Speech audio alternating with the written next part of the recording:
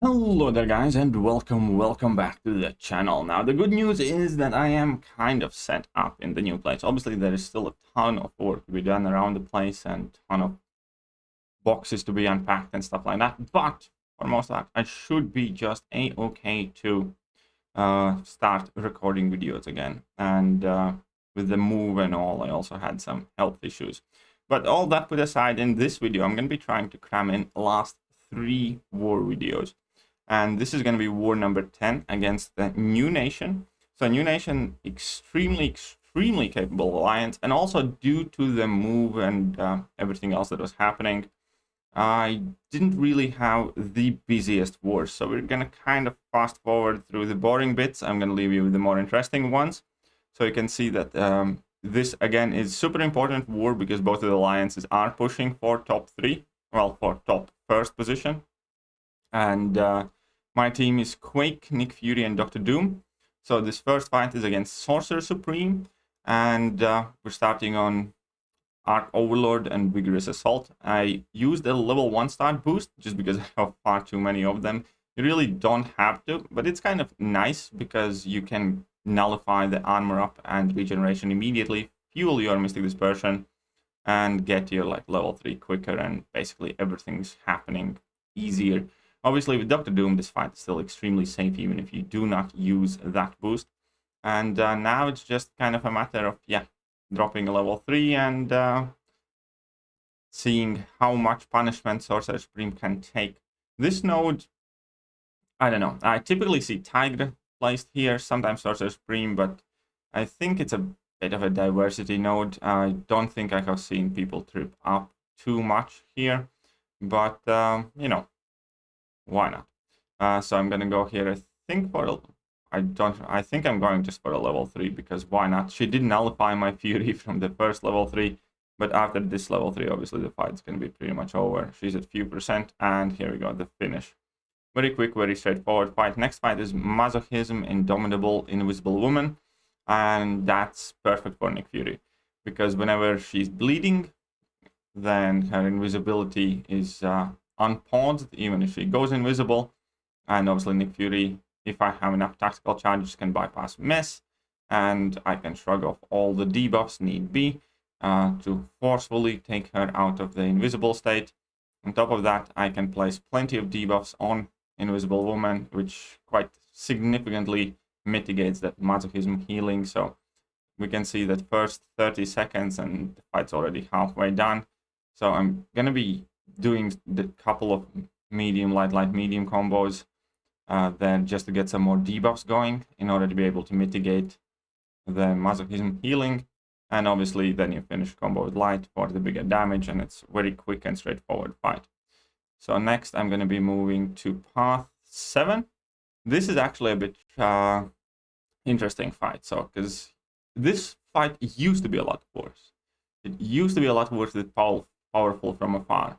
They replaced powerful from afar with that node where if you knock them down, every time they strike your block or strike you, they gain a whole bunch of power.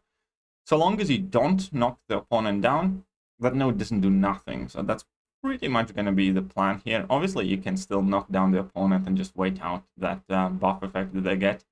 And Nick Fury doesn't really have any inherent buffs unless you go in the real Nick Fury phase. And yeah, that light bleed does a ton of damage. Also, perfectly for us, since we're dealing most of our damage with damage over time effects, we can see that he's not getting any or much of his gamma radiation. And thanks to that, we will not have to deal with his immortality phase. Now here, you guys can see, but he has quite a lot of power. I think I should probably move my camera a bit. And yeah, he does have quite a lot of power, and he didn't want to use it. I think this is going to be better now. I need to figure out how was my camera set up before so I can put it back the way it was. But yeah, here we go. So he was a bit stingy with his level 2. That was like the only sort of a problem, but you know, it wasn't the biggest deal. Now I will fast forward through this fight. This fight is a bit dodgy because my Quake gameplay has been a bit dodgy as is. But basically I'm just going to Quake the guy. That's about it. I think somewhere he actually gets to level 1 because I drop those heavy attacks for whatever reason, but I did have the Indestructible 3 boost, which pretty much absorbs all of that, and then the rest of it is pretty easy. So that was it for this war. We did win this war, I believe you can see here, 6-2. So we finished with 2 deaths. And, you know, it's a fairly solid score. Good war for New Nation as well. Definitely extremely good alliance. But now we can move on to something else. There's going to be another video with Kitty Pryde. But the war number 11 was against PBT. And they had some really good wars this season. And obviously we have to win if we want to get the first place in the season. And the season is about to finish tomorrow, actually. Well, the last wars are actually finishing up. So here we go. I'm going to boost up here. And I don't remember. I'm putting Mystic Power Boost on, and I'm doing that for Dr. Doom for the Nova fight, I think, later. So I'm checking some notifications, something else that my bad. But here we go. So this time on section 1, I am on path 4, and that is Yellow Jacket. So Yellow Jacket, Nick Fury, it's not really the biggest problem there. Nick Fury absolutely destroys pretty much everything that they are placing on path 4. You can see quite a lot of things, quite a lot of voids, some Yellow Jackets, stuff like that. But yeah, Nick Fury is very good because, well, first of all, he easily gets rid of that heal block debuff by just dropping 1 heavy attack, and past that point we are free to willpower heal a ton. And here we can see that just by finishing with light attacks, we have brought him down really low, super fast. Drop to level 2, and the fight's over. Nick Fury has been putting in a ton of work this season for me. And next up, Void. Now, Void is fairly common placement here. Again, you start off with the debuff heal block, which drop heavy attack, get rid of that. And at this point, I think I'm just going to go for heavy attacks throughout the entire fight. Because thanks to that, I get to have these passive Furies every time I purify all the debuffs on me. So that gives me extra damage as is. Plus, spamming heavy attacks, I am able to put those inner bleeds, however they're called. And, you know, they do a ton of damage as well over larger amount of time. They're not as potent as the light bleeds, but still. So fairly easy fight. You know, didn't finish full health, but still quite good. Next up, this Nova, and, you know, Nova against Dr. Doom, that's nothing kind of like too hard there, I would say. He's gonna auto-block me somewhere at this point, but, you know, I'm just gonna go for level... Wondering, oh, because of Power Alternator, right, forgot.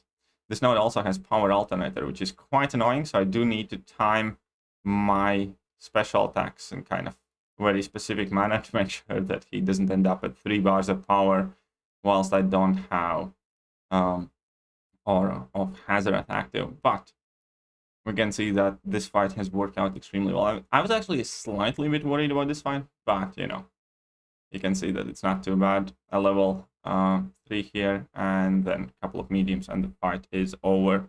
That's it for the first set of fights. Second set of fights here are going to be on path 9, and we're going to be going up against Overseer. And Overseer is, well, I mean, I guess he's a good defender, but not if you're using stuff like Mole-Man or Nick Fury. He definitely has very hardcore counters. As in, like, yes, I can't stun him, but if he auto-blocks me, Nick Fury goes stun him in, for instance, and then he can't parry me either. And, I don't know. This fight just seemed like super easy. Just hold block and do a full 5-hit combo, finishing with a light, and that's it. Bait out that heavy attack, and here we go. And he's going to drop his level 2, but again, Nick Fury, if he gets auto-blocked, then he's still stun immune, so I don't care about that. And that's it. Then I can just go back to doing whatever it is that I do. Drop combos with light ending. These last wars actually have made me think that Nick Fury is insanely amazing, even unduped. Because, yes, obviously, you can't access the greatest, well, form of that champion. But even in his first phase, like, I pretty much never end up relying on real Nick Fury, or very rarely. And he's still capable of doing so much. So I have grown to appreciate Nick Fury. Well, I guess his life model Decoy. Because even that ability to shrug up debuffs, potent bleeds, those inner bleeds, and yeah, I don't know. Seems quite useful. Next up, we have Mojo. So this fight is going to be also very quick. So Mojo is obviously a Mystic, so we're going to be getting a ton of Smolders. Key thing here is not to, well, trigger Dexterity for most part. But other than that, you know, he's absolutely melting away. There's absolutely no stress in this fight. I think I could get let go at this point, and we would have won that one. So against PBT, we actually had a perfect score. I didn't take a screenshot, but I think one of my alliance mates posted this war. We actually had a perfect war where we finished 150-0, so we didn't die at all in this war, which was quite awesome. And this is the last war against MRBCK. I think this is the second time this season as we are going up against them, and we actually died first here. We can see the 23-26, and we are losing the war, so we didn't have the perfect start. And this was definitely, you know, down to the wire as a war as well. And it isn't technically over yet, but we have cleared our map and we know the score. So once again, boost up a bit here, why not? And let's see, I'm on path 4 against Spider-Ham. And, you know, again, it's Nick Fury. But you can notice that I have Thing on my team. And this is like, I think this is about 3rd or 4th war this season. I bring Thing alongside me. And I don't know, he's kind of growing on me. For quite a long time, I have said that Thing was my least used rank 3 6-star. But in the recent month or so, I have started using him more and more.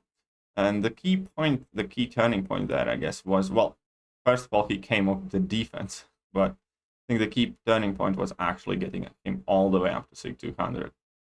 But that's fine. Let's move on to the next fight, which is Thing. This fight, Things on either this node or the node where we see Spider-Ham on, they're on there quite often. They are almost always quite long fights with Nick Fury. With Nick Fury doing this fight takes a really long time. But it's also very easy fight because Nick Fury inflicts so many bleeds, you pretty much never have to worry about rock stacks. I think this is going to be one of the first fights where I actually kind of mess myself over and get him up to 15 when I didn't mean to, but that's just because I mismanaged my own combos. But it's very, very easy to use Nick Fury against the Thing. But this fight is like super long, so I'm not going to show it all. It's just, I should have dropped the heavy attack before this special 3, just so I do full damage and I have none of those weakness debuffs on. But we can see that slowly but surely the thing's going down there. It has taken already 2 minutes in the fight, but I'm definitely not worried and everything's fine. And, you know, so here I'm going to drop level 1. I think he's going to barely survive, so I just need to get in like a parry and that's it.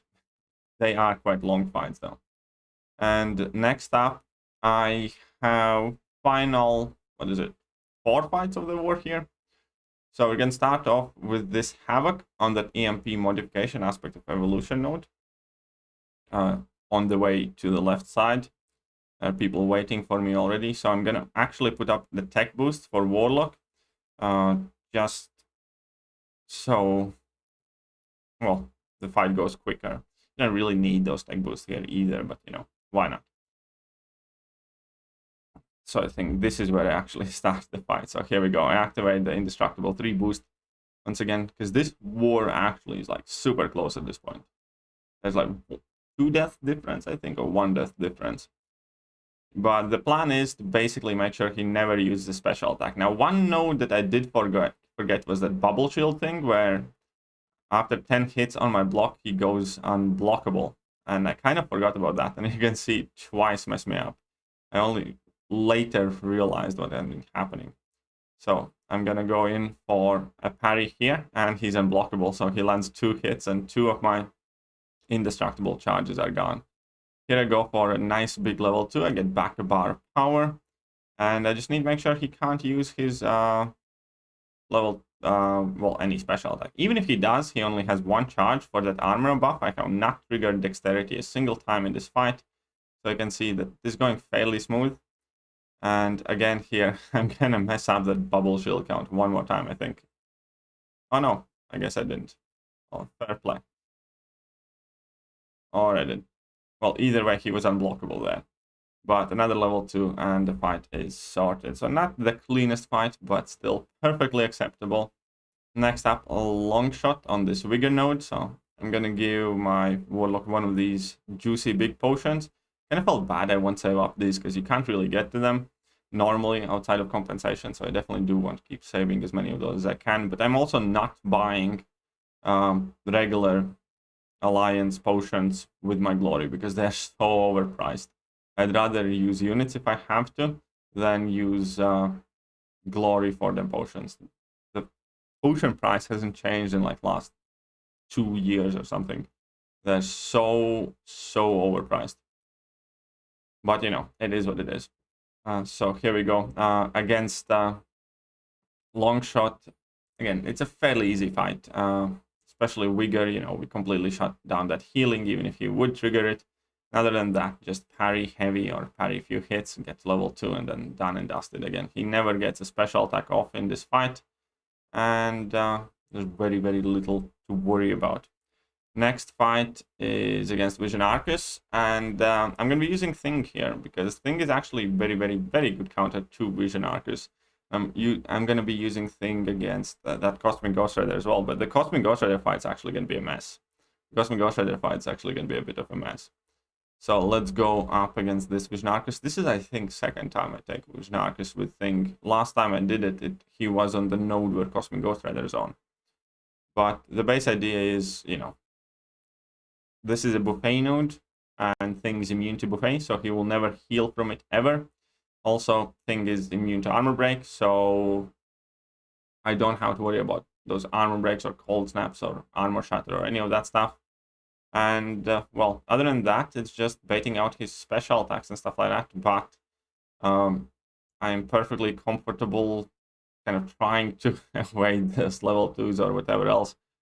Because without armor breaks, they don't hit that hard. And even if I do mess up, then Thing goes unstoppable. And I can trigger protection, and in general, it's just not too bad. Or if I push him to level 3, and I don't have protection on cooldown, I can trigger protection to take no damage from that level 3 either. So yeah, that protection is a really good safeguard. And at this point, I have like 24 Furies here active on me. 32 Furies, very good. And I've gotten hit a few times. Doesn't matter too much. You can see them still at 87% health, so perfectly healthy. I don't really want to throw my special attack, because I don't want to start rebuilding all of my charges from the very beginning. But it's working quite a-okay. And this fight is done and dusted for. So next fight, this is the last fight of the war season, and I guess it kind of summarizes it quite well, because it's going to be a super messy fight. But I'm actually going to waste my indestructible 3 boost. And on top of that, I will also, what's the best way to say? Well, yeah, there's no different way to say it. I'm going to eat a level 3 without an indestructible 3 boost, without protection active, which is kind of suck. So, and awaiting this one, not too bad. Well, I took 1 hit on the block, and you know, it's going down fairly steadily. I think the problems are going to start when I'm going to make a mistake and I'm going to like eat a combo. And he's going to finish a combo with a light attack, and then he's going to get his power gain off as well. And here, he's going to trigger dexterity. That's going to be the first thing. He triggers dexterity against me dashing in on him. And then we're going to have the rest of the problems. So let's just skip, not skip, but let's just carry on. I think I heard somebody at the door, so I'm going to have to quickly go after this fight finishes. But the ending of it definitely is going to be messy. You can see that thankfully he was not duped, so I was not taking any degen damage there. But he did end up getting to level 3 because he finished the combo with a light. And I'm taking quite a lot of damage here, which could have been quite painful. But, you know, we did survive that, and past this point, slowly but surely, we are getting the fight in order. And this was one thing that kind of annoyed me though. After punching his level 1, I used to always be on time and do it safely. And in this fight, I messed up like 3 times. But again, I'm not gonna complain. The game is running the way it is, and you know, there's nothing I can do about it. But that is about it. This war is technically not finished, but we are ahead 4 to 3 defensive kills. And yeah, with 4 to 3, we have explored. Our opponents had a few more nodes left, and that means we are set to win our last war. And we should hopefully finish up in the first place, if everything is happening as it's supposed to be. So another great season for ASR. Unfortunately, what's the best way? I don't think it's a great war season in general. I don't think war is in a very healthy place, but you know, it's better to win a war season than not. So there's that. But for now, hopefully I do hope you guys have enjoyed today's video. I know it's a bit rushed one. I have several more videos to come. I just need to try and find the time in between setting up all the stuff around the house. But yeah, hey, if you liked this kind of like express version of 3 wars crammed in one video, then hit that like button, hit that sub button, hit all the buttons, and I will catch you guys soon. See ya.